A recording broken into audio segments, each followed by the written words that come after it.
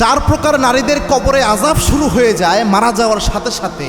এরা যতই আমল করুক না কেন, এই চারটা কাজ করার কারণে তাদের কবরের আযাব থেকে তারা বাঁচে না। তার মধ্যে এক নাম্বার হচ্ছে, যেই নারী জীবদ্দশায় জাদু করে, তাবিজ করে, হয়তো ছেলের সাথে ছেলের বউয়ের সম্পর্ক ভালো নষ্ট করার জন্য এটা তাবিজ করে, দেখবেন ছেলের সাথে যেন তার ছেলের বউর সম্পর্ক বেশি ভালো না থাকে। আবার অনেক ছেলের বউ রয়েছে মায়ের সাথে ছেলের সম্পর্ক ভালো, তাবিজ করে। এই তাবিজ করা, জাদু করা যাদের মধ্যে স্বভাব রয়েছে, এরা মারা যাওয়ার সাথে সাথে এদের আযাব শুরু হয়ে যায়। এবং এটা মারাত্মক একটা জিনিস, এই জাদু করা, তাবিজ করা।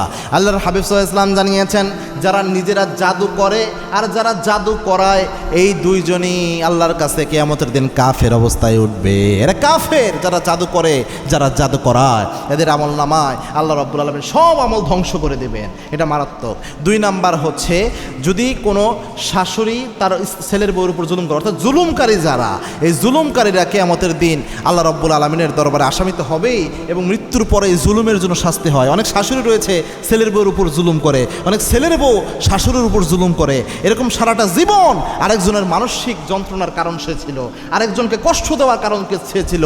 এই মুখ দিয়ে কত মানুষের হৃদয়ে আঘাত করেছে। এই ব্যক্তি মারা যাওয়ার সাথে সাথে তার কবরে শাস্তি শুরু হয়ে যায়। মনে রাখবেন, এই জিহ্বা খুব মারাত্মক। এই জিহ্বা দিয়ে আপনি সব সময় অভ্যাসে আপনার মানুষকে কষ্ট দেওয়া, এটার জন্য কিন্তু মারাত্মক আযাব হবে।